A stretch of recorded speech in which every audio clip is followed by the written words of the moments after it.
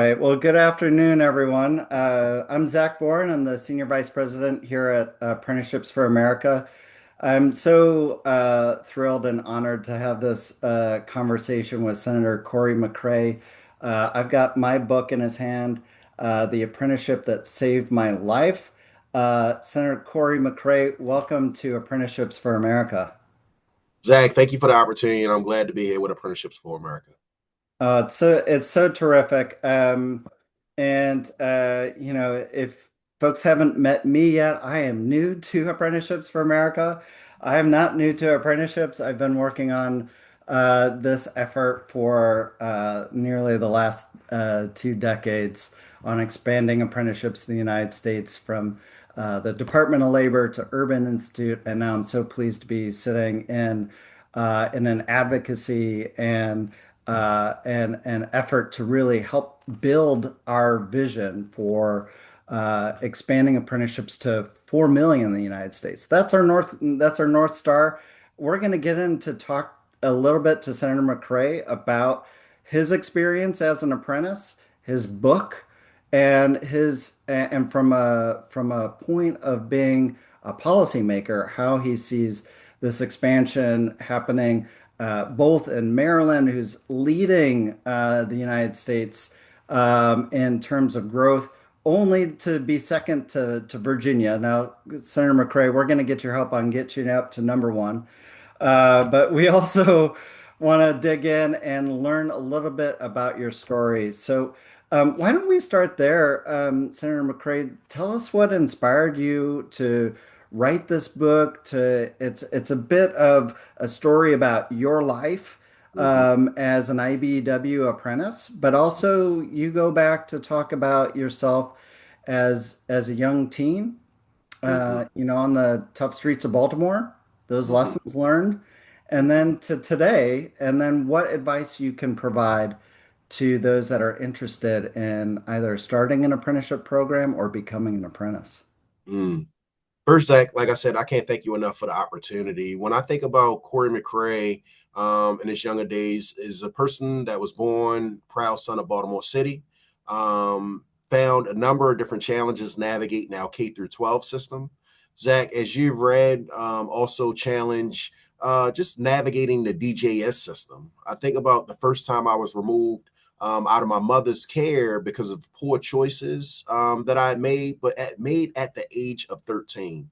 And then because I say that you are the five people that you are around, I found myself making poor choices at the age of 14, 15, 17, things that would have me committed to juvenile systems in the state of Maryland at an early age. Zach, if I could be honest, not only was I having challenges in our K through 12 system, but also our DJS system, but I was also charged twice as an adult under the age and as a juvenile from that standpoint. And I tell you, my pivotal point in reference to finding apprenticeships, as the question that you ask is, Zach, I was committed to a facility called Victor Cullen for 10 months. Hmm. I came back to the same neighborhoods, the same people, the same area that I was familiar with, but had landed me in the trouble that had gotten that 10-month commitment. I wasn't home for 30 days when I found myself in a more challenging situation where I'm charged as an adult at 17 years of age. Zach, I get over to the Baltimore City Jail. I'm incarcerated for handguns and drugs. And I can remember my mom coming to visit me, coming to visit her son for the first time after I got in that situation. And I can remember saying to my mom, Zach, just give up on me. I felt like I was too far gone. I felt like I could not see any type of path forward. And Zach, as I'm saying this to my mom would stop me in my tracks and she say, "You listen to me." She say, "Cory, I'm gonna keep believing in you until you believe in yourself." Zach, I'm blessed by the grace of God to have a mom that never gave up on her son. It was my mom that reached out to the Maryland Department of Labor and said, "Send me every apprenticeship program in the state of Maryland." It was my mom that got the packet 20 years ago that they would send and give me the packet to say, "Cory, I need you to fill out these applications." And I tell folks, luckily, I was accepted into the International Brotherhood of Electrical Workers, Local 24, And that then shifts my trajectory that we'll discuss at hand. Man, I gotta say, like, moms do not get enough credit. And like yours, you give her that credit in this book for never giving up on you, for giving you that list. Like, what was it? What was inspirational for her about, I mean, how did she even find out about apprenticeship? Like, what was it about apprenticeship for her that she's like, this is what I need to give to my Cory? Yep. I think that my mom was just trying to figure it out. She had a son that was meeting these challenges. I think that my mother is similar to many people that's walking across our country. Most people know that apprenticeships is a good thing. But if you Mm, ask them to articulate two or three things about apprenticeships, that's where they run into trouble. So my mother was saying he's not going to one of our community colleges, not going to the university. The military was possibly also one of the pathways that could have been, but she was trying to get me under some level of leadership, mentorship, and I think she was making that connectivity. So she was reaching, and it ended up being such a phenomenal opportunity because of the level of mentorship and guidance that I was able to have. I love my friend Todd Birch, who's the state director of Connecticut, just said we're all our apprentices to our mothers. I think that's so true. But you had like other kind of lessons, like from your brother, Mm-hmm, mm-hmm, from people you looked up to on the mm-hmm, street, who you referred to as like sometimes you're like cousins, right? mm-hmm, And mm-hmm, so, like, tell me about like the difference of the lessons you learn, and are there any through lines from the lessons you learned on the streets to what you learned at the IBEW, or are these like two completely parallel and different lessons that you're receiving that got you where you are? You know what? When I think about that, I always say people would ask me the question, who were your mentors when I was growing up? And because they see me as successful, they see, hey, he's a state senator, hey, he's an electrician, hey, he's an entrepreneur. So they see these vehicles and they really are trying to figure out how did he get to this path forward. And what I would say, Zach, was that I didn't have any mentors when I was growing up. And I didn't realize that that wasn't true. Mm, I did have mentors. I had my brother. I had people in my neighborhood that were trying their best to teach me the best way that they knew how. So yeah, you don't know what you don't know. So they were pouring into me the way that they knew how. It just wasn't enough to make sure that it compound to make sure that you reach your full potential, is what I was saying. that's right. And then you speak Mhm. to the part about like, hey, what's the connectivity in reference to what you were learning as these mentors were teaching you, but also the other mentors. And I've been sitting on this, it's been resting with me. Mhm. Unfortunately, when our young people walk out their house and they see different elements, that to some degree is a level of apprenticeship. It is some form of a workforce. It's not the workforce that we want them to go into, but it's what they see each and every day that they walk out their house. And they have to be strong enough not to succumb to those different elements. The thing that our apprenticeship with the IBW was able to put upon me was every day I was consistently under the leadership of some level of a journey person. And Right. because I had that level of mentorship each and every day, teach me a craft. And I know that we make the connectivity between workforce and the craft, but at the end of the day, it's also life lessons. So why should you show up on time? How do you be responsible? How are you accountable? And these disciplines are then pouring themselves in you to kind of shift behavior that you may have been taught or compound on behavior that you may have been taught if it's been done in a good way. That's right. And one of the things that I think you're just so candid and honest in the book about where you come from, like, and who you are today, and making those linkages back to your past. I think about I wonder if you could tell us a little bit about that story about how you're selling drugs on the street Mm-hmm, for you're getting $30 an hour, but Eric is about to just Eric, your main dealer is about to kill you because mm-hmm, you're an mm-hmm. entrepreneur at this Yep, point. You're making yep. some money, and then you have this incident where you get jumped, Mm-hmm, and your brother steps in. Tell us a mm-hmm. little bit about that. What was a lesson you're walking away from that?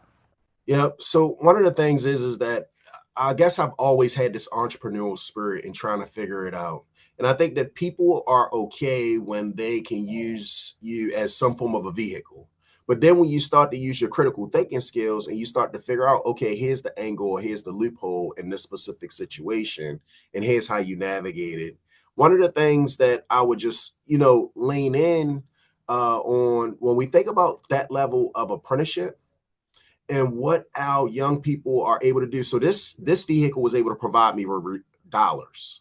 And as young people, you're always trying to make money. I do the things that bring joy to my heart at this moment. But at that age, when you're 15, 16, 19, 20, you're trying to make money. And I think about like, what was it that drove me towards the IBW? And I think about like the thing that drove me towards the IBW was $12 that you were starting off with 20 years ago. It then going up to $15. It then going up to $18, then going up to $21 until it matriculates up to $32. Like, I thought they were hustling me. I was trying to figure out like, how could such an opportunity be 15 minutes away from my house and I do not even know about it from there? And then I'm gonna close with this one. Was the highest wage in my family at the time, between my mom, my aunts, and things of that nature, you have is about 35,000, and you're telling this young person you're going to double the wage of the highest wage in your family if you do these specific things for 5 years and learn this craft. I thought that it wasn't real, and it ended up being a value from an employer standpoint, because employers love to have a trained workforce. There's business models that base their business model off of having a well-trained workforce. You don't have high turnover. You're paying the wage. You can compete on certain projects that it takes. So like, I'm just fortunate enough that the way I was able to benefit from employers that had that level of a business model. Yeah, you talk about, I think you talk a lot about the money, which is really important. I like this country song that goes something like this, like money won't buy you happiness, but it'll buy you a boat. And I think like that is legit. Like that is Mhm, really legit. Like you find this joy in earning money and working hard. mhm, But it really took some structure at the IBW for you to get there. And mhm, then you start really earning and showing you have these other entrepreneurial skills. mhm, Like, mhm, tell us a little bit about that mentorship that got you there from the IBW. Talk about some of your closest mentors, mhm, men that really inspired you because they were raising good families. They would take mhm, mhm. vacations, which you never Yep, got to do. Can you yep, tell us yep. a little bit about that? So, Zach, when I think about like just financial literacy and like generational wealth and how important that is to teach communities, I think about like even when I went to second year, and if you pay attention to the cars on the parking lot of second and third years, what I saw was a lot of Lexuses, Lincolns, nice pickup trucks, and things of that nature. And I tell you, the folks that I were working around, while they were electricians, they were also doing other things. Some of them were homeowners, some of them were landlords, some of them were business owners. And I didn't talk as much as I'm talking right now, but I always was cognizant of my surroundings.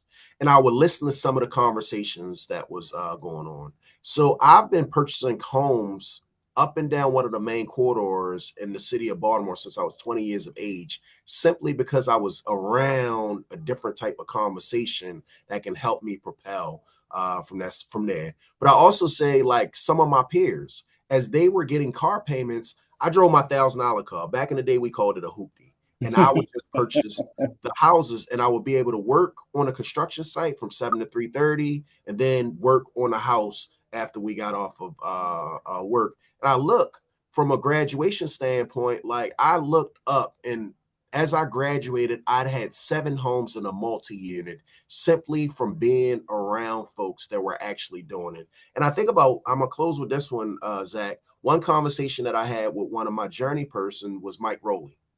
And Mike Mm, Rowley had asked me the question, if you were going to walk away from the houses, like how would you get the equity out?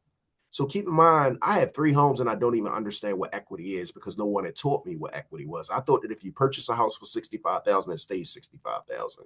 And he was teaching me about home equity line of credits, home equity loans. And then there's a different type of conversation that you can have in this equation because I didn't even know that I had $100,000 equity in all 3 of those homes as a collective. And then I can negotiate a little bit different. That's simply by being in a conversation. That's simply from being around folks that may have the mentorship to be able to teach you the know-how from that standpoint. And everybody's not don't have that luxury of being in that those types of conversations. That is what I would say. That's right. I think a lot about mentorship in my life. And before we got on, I was telling you about a mentor I had. His name's David Balducci. He was at the Department of Labor, informal mentorship, and he gave me a piece of advice that sticks to me, and I pass on to every young person I ever meet, which is find what you're good at Mm-hmm. and stick with that. Mm, You'll be set. And he also pointed something out to me about who I was at age 29. And he said, and you're a smart guy, but you are a mile wide and an inch deep. If you want to mm, be successful, I need you to flip that script. I need you to be a mile deep and an inch wide on a particular topic. And I'm so grateful for that advice. That has caused a lot of my success today. I think being solely focused on advancing apprenticeships in the United States. And you have a similar quote in your book from Dave, who says, "A smart man learns from his own mistakes. A wise man learns from others." That mm-hmm. that really seems to have stuck with you.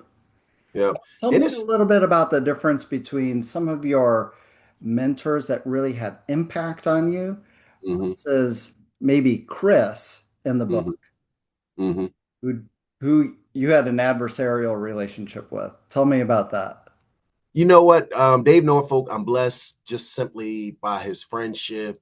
I'm blessed by his mentorship. He was actually the assistant training director as I was navigating the program. And I gotten into a situation where sometimes you hear people say, where the teacher say, I got mine, you got yours to get. And Dave was kind of reminding me, hey, I know you got into this situation with this journey person, but let me also be clear, like, and I understand that it may not have been your fault, but Hmm. he has his and you have yours to get. That's the exact premise of this book. If I can be honest with you, Zach, this took about 3 years to put together. But I also asked myself the question as I was in these classrooms talking to young people, 30 at a clip. So I'm talking to, but like, how do you talk to 300? How do you talk to 3,000? And what is the message that you would share to get them there faster, to get them there stronger? And this is simply the knowledge capture that I've been able to garner over the past 20 years. I'll give you an example. If Cory McCray was to do it again, so let's say that it was Cory McCray to reach out to the Maryland Department of Labor instead of his mom. How would I map out and how would I think through apprenticeships? First, I would get that list. First, I would get an understanding where these apprenticeship programs geographically located. I went to the first one that offered the opportunity. I would then ask, what's the question about the wage structure? How long is the apprenticeship? Some of them are 3 years, some of them are 4 years, some of them are 5 years, and so on. But like, how long are you willing to invest that time? And then that'll help you get the moving your critical thinking skills, but also make good decisions from that standpoint. So this was simply exactly what Dave was saying to me, and you're right. Like I think that like how can we get these young people to get there faster, but more importantly, how do we cut back on mistakes? And I say it again, and you said it. A smart person figures out how to learn from their mistakes, but a wise person figures out how to learn from others' mistakes. This is me being very vulnerable, very transparent, understanding that I was at a very low point, a very bottom point, but I want you to learn from all the mistakes so that you don't even have to make them. What do you do now? What do you do now in terms of mentorship? Do you take things that you've learned from your mentors at the IBEW, and are you engaged in young people's lives? And what do you tell them now? Like, what is your message in terms of the experience you had from the Mm-hmm. streets of Baltimore Mm-hmm. to Annapolis? Yep. So Zach, one of the things that I try my best to do is because like young people have the greatest gift and the most important asset that we don't have, which is time. So like, how do we invest that time into them? I also try my best to speak life into them. Make sure that they understand that level of greatness because you need to hear this like repetition over and over and over again to be able to meet your full potential. But what I try my best to do is, especially the low hanging fruit, make sure that they're meeting opportunity. What was something like that? I'll give you an example. So I can remember 7 years ago, I raised the question, why do we do community college tours and university tours, but we do not do apprenticeship tours in our school system? Right? And it was like, this is like so easy. We need to figure this out. And I found a partner in this organization, College Bound. And they said, Cory, we would love to do something like that. We don't know where to start. Well, you start by putting the first foot in front of the other, is what I always say. And what happens is they said, we can get the buses, we'll get the permission slips, we'll get the students. Can you do the connectivity to the apprenticeships? No problem. These young people 7 years ago was able to go to the carpenter's apprenticeship, operating engineers, the electricians, and it started out with just 4 schools because you're not trying to save the world, but you are trying to make impact. And now, 7 years later, we'll watch about 10 schools twice a year get on a bus, tour apprenticeships, and seeing the apprenticeships actually scale because they want the next workforce. They want to understand who are the leaders in that next workforce. And I remind people, this is an example where we did it. But I'm telling you, our apprenticeship programs are very similar to universities. You see parents all the time walking on, call up the campus, schedule a tour, and I'm sure that we can do the same thing in different jurisdictions, different areas all across the country because they need to be thinking about what does training look like and who's going to be a part of their workforce. I think that's so true. You just don't know what you don't know that's out Exactly. there, right? So, growing up, Senator McCray, I don't know if I had a chance to tell you, but my dad was an apprentice before I was born. He was Mm, in the Steelworkers Union. He worked for our local utility called NIPSCO, Northern Indiana. And I'll tell you, like, my dad had a lot of things going right because he had a couple of guys that stepped into his life. He mm, had a informal mentor that helped him kind of learn how to tinker with cars. He eventually had, formal mentor at NIPSCO that helped him kind of learn the rules of the road in terms of being safe on the job, in terms of the role that the union was going to play in his life if he ever ran into a little bit of trouble, in terms of helping him think through how to grow his family and eventually get it to where it is today. So we have a lot of folks, who are online and watching this webinar, who are thinking about mentorship pretty deeply. mhm, They're educators, they're sponsors, they're intermediaries. They're actually deploying this effort around building high quality apprenticeship programs. When you think back about the structures that were given to you and this advice that was given to mm, you around from somebody who's very experienced as a journey worker, has been in mm, that field. mhm, Like what were some of the things that these mentors did very well that we mhm, could think about more broadly how we structure into apprenticeships to make sure that somebody who starts an apprenticeship, and I mean, one of the dirty secrets of apprenticeships is that about 50% of folks don't complete it. I mm, think there's a real chance to really think about how do we up that level of completion rates? mhm, Because ultimately, why would you start an apprenticeship not to complete it? So mhm, what do you think about mentorship? Like what are those things that we can build in that helped you complete that then mhm. maybe we can scale more broadly across the nation? So one of the things is that I think about my first year instructor. His name was Horace Ellis, and I can remember our apprenticeship was if you failed while was they paid you to go to school, they paid you this wage. You had to get 8,000 hours on the job training, 2,000 education hours in the classroom. But I think about like my first year in the apprenticeship. I always say if you don't use it, you lose it. So it wasn't like I wasn't smart. It's just that I hadn't been using that skill for a long time. And Zach, if you fail 3 tests, you will be removed from the program. I failed 2 tests my first year. And I can remember my instructor asking me the question, why don't I ever see you in my coach class? Mhm. And I hadn't done coach class, like that wasn't a routine for me in high school. So I couldn't kind of see it or envision it. So the next week I did go to coach class because I had them 2 test failures. And I look around that room and it's a number of my different peers that's also in that room, similar situations, but they're ahead of me because they're taking the opportunity to be able to spend time with the instructor after school from that standpoint. So I always say like the level of wraparound services is so important in reference to the success of the apprentice. I'll speak to one other experience that I have. I told you I speak in one of our schools like once or twice a week. And I can remember speaking at a school Achievement Academy. And I Mhm. asked the young people at Achievement Academy, if you were a senator for a day, what's one thing you would change about your school? And one young man raises his hand and he says that he would have driver's ed in his high school. And I stood in front of that building. I stood in front of Achievement Academy for a couple minutes, Zach, and I thought about the requirements that it took for me to get into my apprenticeship program. I had to be 18 years of age, high Right. school diploma or GED, the transcript, but I also had to have a driver's license. And then the frustration then happens as I'm standing in front of there.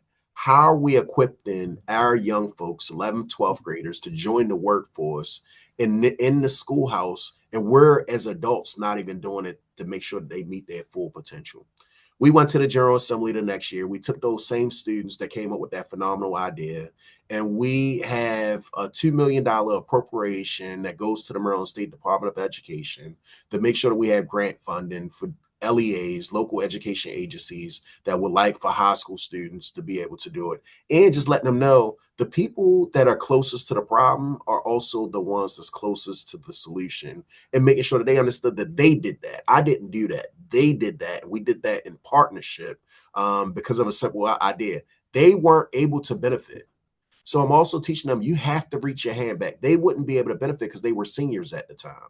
The appropriation just happened this year, and now we're seeing the fruit to be bared for the generation after them versus them at them time. But those are examples where you talk about like what could we be doing more of, and wraparound is one of the pieces to make sure that they're successful as they're navigating the waters. Yeah, it's interesting, Senator. I mean, my wife and I were just talking about this very issue last night, where in Maryland there are like quite a few fees that you need to pay to get your driver's license.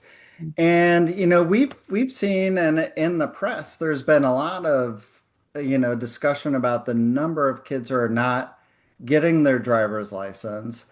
And that, as you pointed out very clearly, that could be a barrier to Mm-hmm. starting an Mm-hmm. apprenticeship, completing that apprenticeship. Lowering that barrier is it sounds critically important. When we were growing up, I'm sure you're just like me. The day I could get my driver's license, I was at the DMV with my dad, Yep. getting that driver's license. 9 months. I had already bought the car, Yep. and we don't think about that in terms of Generation Z and Gen Z kids, and even as young as my daughter Gen Alpha, who's coming up. What we need to do to institute these and lower the level of barriers to entry, including driver's license. Is there anything else like that that you think about, in terms of lowering barriers? In the book, you cover a little bit about pre-apprenticeships. Yep. I think you have a rightfully skeptical view of pre-apprenticeships, but also that they can be right if they're doing it the right way. Anything Yep. else like pre-apprenticeships or driver's license that we can do to help lower the barriers to entry? Yeah, I always tell folks in reference to pre-apprenticeships, as long as they're making some level of connectivity to an outcome, like a job outcome, because that's mainly what the young people, seasoned people are trying to get through when they navigate it. But there are also soft skills that's needed. Maybe they need to brush up on that math.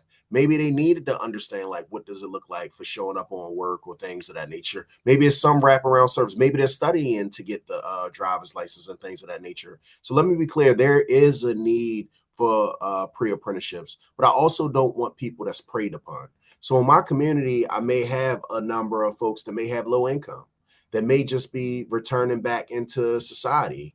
And they're trying to figure these paths out, and they may already have some level of those skills, and they just don't know where the access or where the exposure is. So I just always try to distinguish the two from there. We talked about driver's ed. We talked about like just what is some of the things that I would do in reference to mapping from that standpoint. But I also want to lean in, Zach, on narrative. A lot of times when we're pushing the universities and community colleges, and they're great, they're phenomenal, but you can't continue to put circles in square holes. And what do I mean by something like that? I have my Mhm. friend Susie Levine. She's former ambassador of I Switzerland. love Susie. And Susie reminded me, she said, Cory, at our peak, 39% went to one of or chose a university or community college. So in 1 year, the 39% is our highest. So the question is, what are we doing with the others? What are we doing with the majority? And we have to make sure that they're choosing what their occupation is, not the adults telling them what their occupation is. And how do you do that? You do that through access, you do that through exposure, and you let them see all in a vast amount of career paths versus some. I love that. I love that so much. We're going to get to, I know, Michael, you're coming in with some questions. We're going to get to questions in just a few minutes. I want to cover something that you and I talked about a little bit early on, and it's something that's being written about pretty extensively. So, my colleague Richard Reeves wrote a book called Of Boys and Men, talking about the issue that young men are especially having. We look at some of the data around engagement to employment has been shrinking. The number of men who are NEET, not in education, training, or employment, has quadrupled since 1980. 4 out of 5 deaths of despair are now men. When we look at college attainment, college Mhm. entry, in 1980, was 60% of college entrants, college graduates were men. Those fortunes have changed Mhm. today to where we see 45% of men in colleges we see a largely, and this is good. This is a good thing for women. Mhm. I don't want, I don't want to say this is a zero-sum game because it's not. But the one thing that I do want to get to and want to ask you about, is there something about apprenticeships, since we're having about 85% of apprenticeships are men? Is there something about the way you think men learn or learn well in terms of doing and being on the job that can Mhm. be a solution, an economic and education solution for men who are really struggling in this economy, in the structures that we have around the classroom that could open up economic opportunity that raises all boats for communities, for families, for women? Mhm. So when I think about it, I'm watching some of the numbers too, Zach, in K through 12 institutions, our young boys and their performance levels and how it's going in the wrong direction. I'm watching also in our higher education institutions and some of our community colleges where their performance may not be up to it. I tell you, my experience was that I just had a lot more creativity. Like I knew I wanted to work, I was good at working with my hands from that standpoint. And this opportunity, this occupation was able to bring that out and about. And I think about a number of people that I was able to connect with. In the book, I talk about Ed Sheck, I talk about Frank Basso, I talk about Mike Rowley. But there were certain lessons because of the connectivity that I may have had to that individual. Horace Ellis was another one. I could then see myself in these spaces and understanding how a man is supposed to respond from that standpoint. And when I say respond, I'm talking about from family values, from work ethic, from community, being Mhm. able to know you understand give responsibility in a community. I'm watching the workforce diversify in real time. So I can remember like there being out of a class of I believe 25, there were 5 of us that were African American. I can remember like 2 or 3 women inside of the apprenticeship as I was navigating those years, and I'm watching that happen real time. So I'm watching more women join the workforce. I'm watching the ethnicity diversify within the workforce, and that's a good thing too. Well, let me ask you about that too, because I think that's a really important point that apprenticeship can be this unlocker of opportunity, right? So we think about people learn differently, Mm-hmm. and they're going to want to go into different roles. I think about my role at the Department of Labor way back on implementing the equal employment opportunity rules and seeing the harassment that would happen on the job site, especially in the trades among women, things that would happen that are sort of unspeakable. That create lawsuits.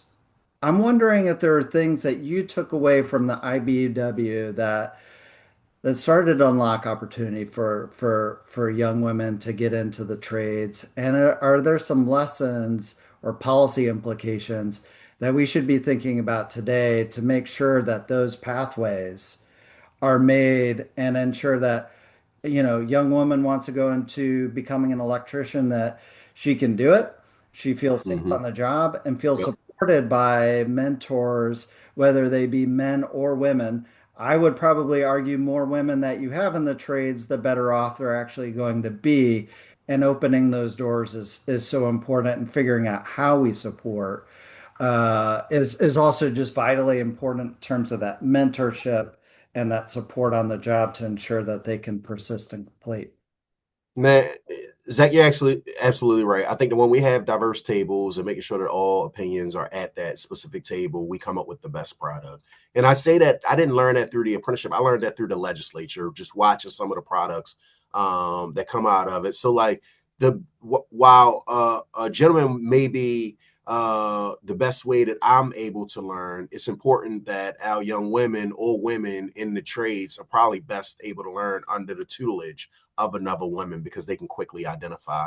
And then I'll just dig into the youth apprenticeship piece of it because I saw that there was a question Right. in the chat around it. Like, I just got finished talking to 300 youth apprentices yesterday, and I loved it, Michael, if I could be honest, because I'm a firm believer. There are some things that the IBEW is doing where we're accelerating those high school students and creating a path where they can come in as a second year apprentice because they did some of the educational outcomes, and then to be able to get to the next level. So I love that we're getting creative.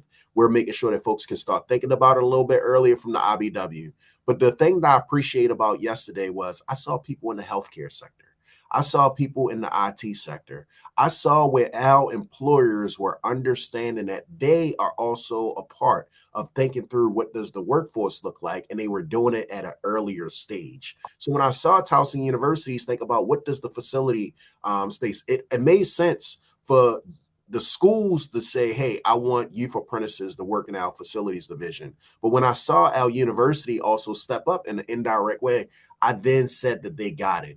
And as I listened to these young people on the stage and they were talking about mentorship, keep in mind, I did not find out about the apprenticeship until I was in 18 years of age. These young people are finding out about it 15, 16, 17, and they're actually able to enjoy and experience that they get to cultivate, and they're around these adults that are outside of their parents and their teachers that they can then look at as mentors, and they're learning. And what happens when we're using our critical thinking skills to its maximum capabilities, it compounds. So not only are they learning, but they're actually, their curiosity is starting to go off. And then they're starting to think through, oh, I may can be able to do this. And then they're tapping into that untapped potential so that they can meet their full potential because they're questioning, why am I not doing this? Or I see myself now as a nurse. I see myself now as a videologist. I see myself in these different spaces, which is so important. So youth apprenticeship, I'm in full support because it Yeah. taps into that opportunity even at an earlier age. I love that, how you sort of describe apprenticeship as this way of building this your network, right? So Mm-hmm.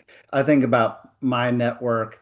how that's really helped me grow, an apprentice. I didn't get that network right at 18. It took Hmm. years to get. And you were sort of with apprenticeship, sort of shrinking the time that it Hmm. takes to build that network. Hmm. If we, Yep. especially with youth apprenticeship, if you can Yep.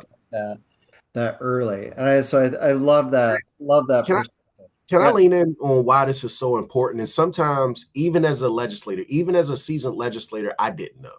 So I had an experience several years ago where I'm on the Senate floor. This is 3 years ago. I'm on the Senate floor, and one of my colleagues asked me the question, "What is Kennedy, who's my oldest daughter, what is she doing for the summer?" And in our city, we do youth works. And youth works, you can work around a whole bunch of stuff. But then he asked the next question. He says, "Well, what does she want to do when she grow up?" And Kennedy, I said, "I think she wants to be a lawyer, but I need to go back and ask her." And I went home. She says, "Dad, I want to be a lawyer." And I didn't even realize until Malcolm has said it to me that I need to be putting her in spaces where she can then even make the choice at an early age. So I called my state's attorney at that time. So in the Yeah. 11th grade, she's interning in the state's attorney's office, which is usually an opportunity given to those at universities. Then the judge, I didn't even understand that now my privilege. So I didn't understand my privilege. And I didn't realize Judge Jones calls and says, "Your daughter is in my courthouse and no one told me." So the next year, she was interning in Judge Jones' office. And what happens is she can be around other lawyers. So she's making a choice to be able to say, "This is a profession that I'm thinking about," or things of that nature, versus the adults again. I talked to you about my house, but let me talk to you outside of my house. I Mhm. can remember a teacher, Mr. K, calling me. Mr. K is calling me and he's saying to me that this young lady named Chimera is special. And when I think about what Mr. K was saying, I was like, "Mr. K, in my office, my legislative office, the people that I work with are once again juniors and seniors at universities." But then I started to understand how special she was. I, I I don't put block walls up when people are trying to ask for provide some form of a problem and looking for solutions. So she interned in our office, and Zach, I did not have an idea of how one of our high school, City College, how good of a writing school it was. This Hmm. woman did my newsletters. She did my emails. She wrote some of my testimony. So imagine getting that experience as an 11th grader, a 12th grader in a first year at the University of Maryland, College Park. Like, that's what we should be doing. And as Michael leaned into the youth apprenticeship, I cannot tell you that work is so important and probably some of the most important work we're doing. That's exactly how we break down barriers and allow people Exactly. to see themselves in whatever occupation or career they want. I want to ask one last question, then I want to allow other folks to come off mute and ask their own questions. And this is just from your perspective as senator. I look at Maryland and I see it as an example of a place that's growing and also a place of what could be. I'm a Marylander too, so Mm-hmm. Mm-hmm. I'm invested. Yep. Um, and I see the growth, and we kicked off this conversation about Maryland's growth being only second to Virginia over the last decade. Mm-hmm. And I see we've got a strong governor, Wes Moore, who Mm-hmm. supports apprenticeships. We've Yep. had the RAISE Act passed. What is what is Maryland doing right that is allowing for us to unlock opportunity? I think that some of the things that we have is very strong community colleges that are thinking through what does workforce look like. I think that we have a number of different apprenticeship programs and employers that get it and understand and working under a collective umbrella. I get that this person may be competition, Zach may be competition from an industry standpoint, but we both have a responsibility of thinking through what does the workforce look like, and we're stronger working as a collective, because that's what apprenticeships is that folks are coming under that collective to be able to think through what does the industry standards or what does the industry actually look like. So I look at strong community colleges, strong apprenticeship programs, strong employers that think through and understand what does the potential of workforce look like, not in a year, 3 years, but 5, 10, 20 years down the road. Well, I want to open this up. This is just terrific. Todd Birch, please ask your question. Afternoon, Zach. Afternoon, Senator. I just finished reading your book as a gift from my commissioner, so good work. Full disclosure, I completed 3 apprenticeships in my life as well, and I wasn't an electrician, I was a steam fitter by trade. So, Okay. that being said, I just have a comment on this. Zach, about your 50% of people that don't complete. Look, apprenticeships are open to everybody, but they're not for everyone. It's the same Mm, thing with college. Statistically, we're in the same game there. I mm, think, and I just want to make a comment on this. The words that we use are very, very vital to people's growth. The word mhm, non-traditional, a lot of times we throw that around because it's just a term that we use. But put yourself in somebody in a different gender. And when you're using the word non-traditional, sometimes you think in your own mind that you might be a bit of a goofball, an mm, oddity, so to speak. That being said, sometimes we have to also think about when it comes to apprenticeship and how society, like you say about in Europe, it is it is a societal acceptance that apprenticeships are great and not lesser than equal to the rest of the society in the United States. So that's something that you had said over and over again to reach full potential. Well, that's a full scope of apprenticeship to journey person. How can we as mhm, policy people continue that conversation over and over again into our full potential that it's mhm. okay to become an apprentice as opposed to and I don't even want to use that word higher education, post-secondary education. I was wondering if you could comment on that possibly. And again, thank you for the time. Todd, I can't tell you enough. Just thank you for lifting that up. I had a unique opportunity to go to Switzerland about 8 years ago. And when I think about my Switzerland experience, I'm thinking about, like you said, everybody went through an apprenticeship. This was normal. When you didn't go through an apprenticeship, they're like, what do you mean? Whether it's watchmaking, whatever it was. And I think that that's one of the things that they're getting right. We should be making sure that when we think about the equivalent, not as an alternative, not as a second option, like you said, not non-traditional, but these are equivalent opportunities for our young people. So I'm solely in the same direction, same alignment, what you're thinking, but I also think that it's a narrative component that's going on in our country, and we have to address that. All right. Other questions for the center. If you have a question, feel free to just come off mute.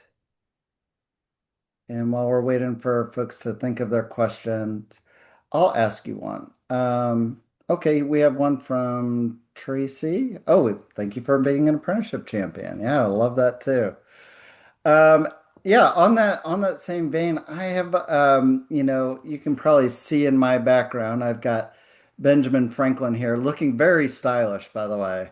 Father of apprenticeship here in the United States. I read his one of his biographers wrote a book called His Last Bet. And his last bet in the book, and here's the premise, is that he gives $2,000 to Boston and to Philadelphia. And because of compound interest, that $2,000 still exists today in those trade schools and is still supporting apprenticeship today in those very cities. How does your apprenticeship experience shape how you lead today as a senator, as a father, as a public servant? Zach, one of the things is a couple things that I think about. One of the few people and the only person in the Maryland General Assembly at this time that went through a registered apprenticeship program. And I talked to you about having diverse voices at the table. Like, you have to have blue collar workers, workers that actually work with their hands, and don't always have to have everybody that's a lawyer or things of that nature, but you need a diversity of voices to be in the legislature. And when I think of that component, the level of value add is that my colleagues will defer to me when we're having a conversation around apprenticeship, when we're having strong debate around workforce, because they know that I have a different type of lived experience from that standpoint. We have a question here in the chat from Michael Kuhn. Do you think there will be in the future there'll be federal funding for youth apprenticeships? We've seen some funding coming out of the like 2019, 2020, some focus funding on youth apprenticeship intermediaries, and then following that in the Biden administration. I also look at this current administration which seems to have a lot of great talking points on apprenticeships, but no real federal roadmap. In fact, they've cut funding for apprenticeships and cut staff. I am really hopeful that we can change this trajectory through our work at AFA and through our folks that are intermediaries to help influence the federal government. What are your thoughts on youth apprenticeship coming out of the federal government? Do you think we're in the next 3 to 5 years going to expect any new initiatives? I think that Republicans, Democrats alike, that's one of the common things that we can agree on is that apprenticeship is a very forward thinking trajectory. I think that as apprenticeships evolve, we can say that construction industry has always gotten it right, which is why I think that they've had the level of sustainability.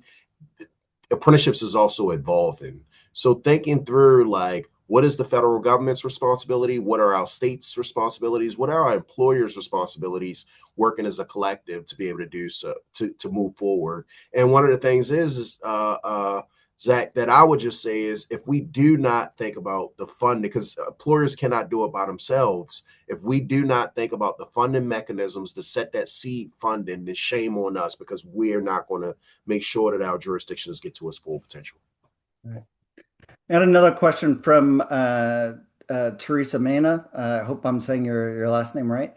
Apprenticeship is transformative for employers and employees. Couldn't agree more. Mhm. What is one of the best practices to transform employers who are resistant and stuck in the way we always have done things? I couldn't agree more with that sentiment. We've often seen employers as sort of consumers of talent, but not necessarily producers of talent, or they don't view themselves in that way. A lot of our intermediaries change that narrative by being out there and selling, designing apprenticeship programs. What do you think about being able to change employers' mindset around apprenticeships? So one of the things that I think about is you do not have to recreate the wheel. And we spoke about the construction industry. Zach, I don't care if you're talking about union, non-union. The reason why the construction industry apprenticeship programs are so strong is because employers understand as a collective that they have a responsibility. So this isn't one employer working off. This is a multitude of contractors, employers that are moving in one direction. As stated, you understand that we're maybe electrical competitors. But at the end of the day, this is about not being short-sighted, but having forward thinking. What does it look like 20, 30 years? We also have to get the other industries to move in that form of direction. And I'll lean in and speak to like my jurisdiction here in Maryland. We've thought about like how do we think through healthcare and our hospitals from there. And we figured out the government subsidy. So we figured out how to give subsidy, but getting them to get on one page, small and large hospitals, mid-sized hospitals, to think it through has been the challenge. How do you get there?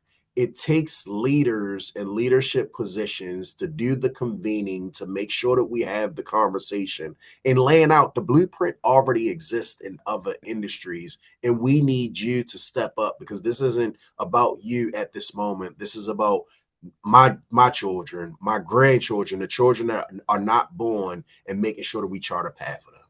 I love that. Teresa, you've come on screen, so I'm wondering if you have a follow-up, but I'll just say, Senator, I love the idea of changing the mindset of thinking about quarterly profits versus long-term. Where do we want to be in 5 years? What kind of company do we want to have? What is our legacy? And I think that's the mind shift that we need to make with American business. Teresa. I I'm thankful for your feedback. I am the apprenticeship navigator serving Carroll County for the Maryland Department of Labor. Mhm. And sometimes I do encounter that, we don't need this. And because actually, I think you do. It's an additional tool in your toolkit in terms of recruitment and retention of your employees. And here are some of the reasons why. But to the employer, well, have you evaluated the cost associated with your current practice?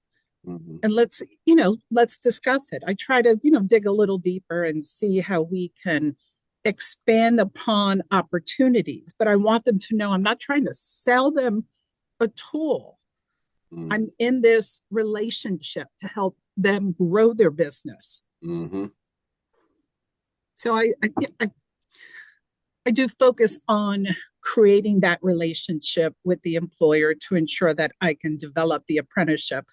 And yes, I am guilty of saying non-traditional. I'm going to refrain from that. I will refrain from that. You know, as someone who just recently had a software developer program approved for apprenticeship. Nice. Well, we have one more question. Thank you so much, Teresa. It's great insights. One more question from, I think it's Love Kelly or Kelly Love. Anyway, I love your name. And you were asking about small, medium businesses and how we can support them. Any thoughts, Senator? We've saw a tax credit. We've saw things in the state of Maryland. We got EARN program where it's kind of like outside of the tax credit, you can actually give hard dollars to it. I think that we can also do from a narrative standpoint, making sure that we're lifting up those that are actually doing it right, that are actually our partners. How are they benefiting from it? But more importantly, how is our economy benefiting from it? How is the young person benefiting from it? How is the jurisdiction benefiting from it? So how we communicate is also important because we can then lift up that small or medium-sized business to make sure that they can actually be able to thrive a little bit more because we're giving them the access to our platform. That's great. Well, Senator, and all of our partners and members who have joined us today, I just want to thank you for the time. Thank you for joining us in this conversation. We've put in the chat where you can buy Senator McCray's book. It is a fantastic read. It's inspiring. Senator, I tell your story when I'm traveling the country. I tell folks about this opportunity because I think it changes people's minds about what apprenticeship means, is that you can start an apprenticeship and go wherever you want to go. You want to be an entrepreneur, you want to be a state senator, you want to be an author. You can do that by starting as an apprentice and really getting a great foundation. And I'm so grateful for you having spent 3 years writing this book. I'm going to come back and ask you to sign my copy because I want to meet you in person. I want you to sign my copy, and I Yes, also sir. want to understand a little bit more about how you write so eloquently on apprenticeships. And we're just so grateful for the gift you've given us. So, Senator, thank you for your time. And thank you to everyone who's joined us today. And we look forward to continuing the conversation on Thursday, where we're going to be talking about mentorship. So join me with IEC and a few others, and we're going to be talking about how mentorship works in three very distinct organizations, including CityWorks and this new organization called the Supply Chain Innovation Hub. It will be at noon on Wednesday, so you get a chance to kind of dive back in with us and take what you learn and take it back to your own organizations. But again, Senator, thank you so much for your time and for your inspirational story. Thank you, Zach, and y'all stay blessed. All right, see you next time.